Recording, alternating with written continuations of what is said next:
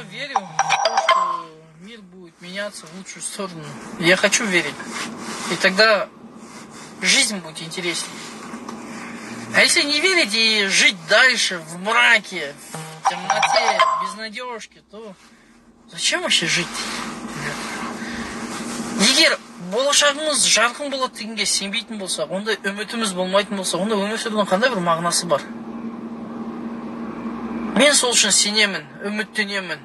Және сол бағытта қолдан келгенше жұмыс жасаймын. Бәлкім елімізге, халқымызға, кішкентай болса да миымызға бір құндылықтар, бір адамгершілік сезімдері ойнатын шығар деген үміттемін. Әрине.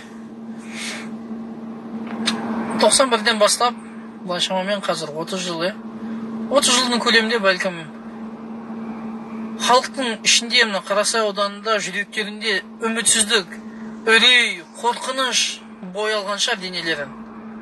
Бірақ ешқашан кеш емес. Ешқашан кеш емес.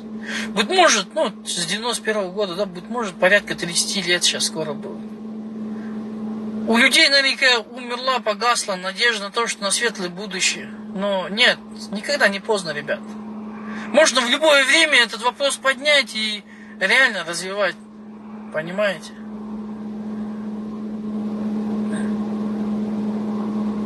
Так что, может, мы это не увидим, но, по крайней мере, наши дети, наши внуки, то есть ваши внуки, да, ваши дети, чтобы жили в прекрасном государстве, которое называется Казахстан, чтобы у всех было достаток и у всех было уверенность в том, что их права полностью защищены. Нужно бороться. Нужно находить какие-то компромиссы и решать невозможные, якобы, на первый взгляд, вопросы. Так что, как обычный блогер, как обычный человек, я всех наших подписчиков прошу, чтобы нас поддерживали комментариями, лайками, репостами. Иногда под нашими постами люди разные пишут, разные болтовню, разные оскорбительные слова. Если честно, мне по барабану, потому что я такой человек, который уже такое понятие, как терпила, слова, да, оно меня вообще не задевает. Но обидно за наших сотрудников, те, которые над этим проектом работают, порядка 10 человек. Да, я лицо, может, проекта Каскелян КЗ, но не только моя тут энергия, не только моя заслуга, но есть у нас еще и команда. Вот когда такие слова говорят, мне за команду обидно. Так что, ребят, попрошу, чтобы когда видите негативные комментарии, необоснованные комментарии, отвечайте им заместо нас. Вы же замечаете то, что мы делаем что-то, мы хотим что-то поменять. И нам за это, если честно, никто не платит, а и нам не нужно. Это нужно для того, чтобы наши с вами дети жили в прекрасном городе Каскелян, в Караксайском районе. Давайте теперь на казахском. Ардақты ағайын, мен машинам қызғанша сөйлей берейін, оттай берем ғой. Біз қолдан келген барлығын жасап жатырық. Дегенмен де сіздерден бірақ қана көмек сұраймыз. Позитивті пікір қалдырыңыздар, міндетті түрде лайк басыңыздар, достарыңызбен бөлісіңіздер. Әртүрлі адамдар бар. Бізде мен шамамен 10 шақты адам жұмыс істейміз бұл жұмыста. Мен бәлкім осы компанияның құрылтайшысы, осы компанияның құрған адам ретінде мен бәлкім жүретін шығармын көп жерлерде. Бірақ негізінде анда бір ауыр сөздер айтады да, сендер не істеп жатсыңдар, қандай нәтиже алдыңдар, істейтін жұмыстарың жоқ па, қарапайым халыққа қинайсыңдар, қудалайсыңдар, ескертеміз. Көбінесе мына таксистер одан бөлек те басқа да мәселелерді көтереміз. Жаңа ғана подписательский адамдар, жазылған адамдар айтады, сендер не себеп жамандай бересіңдер, бірде-бір нәтиже жоқ. Сондай халыққа, сондай адамдарға өздеріңіз бізге пікір қалдырып, қолдау білдірсеңіздер, нұр үстіне нұр болады. Мен өзім жеке, енді психолог ретінде, қоғамдық қайраткер ретінде десек болады. Мен жеңіл қалаймын бұндай сөздерге.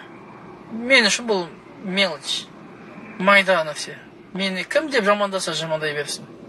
Себебі мен өзімнің ішкі дүниемде мен бұның дұрыс нәрсе екенін, және ертелі кеш еліміздің, халқымыздың көркеюі үшін, балаларымыздың болашағының жарқын болу үшін мен дұрыс нәрселер істеп жатырмын деп өзім сенем.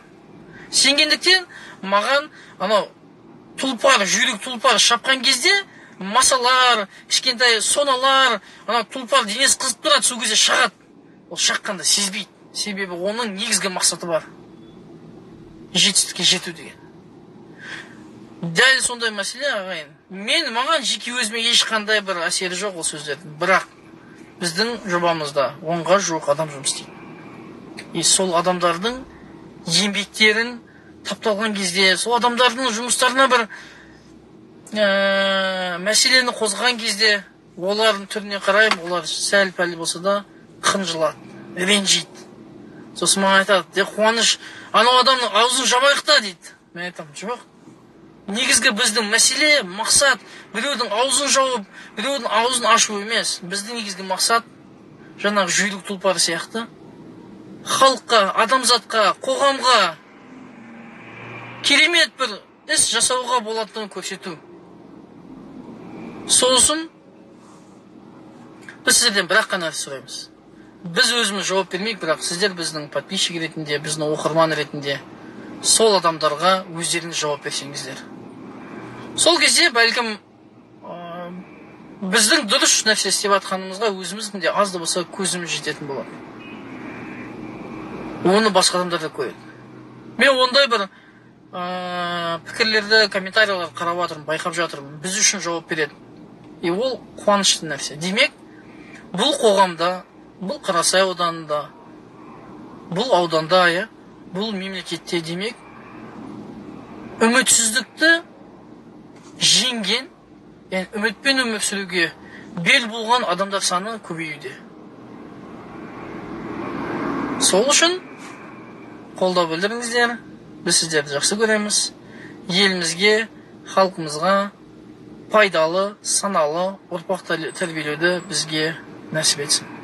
Уважаемые каскеленцы, мне нужно в офис ехать. Я надеюсь, что чтобы мы с вами смогли создать то общество, где не стыдно будет жить. У каждого блогера должен быть такой powerbank.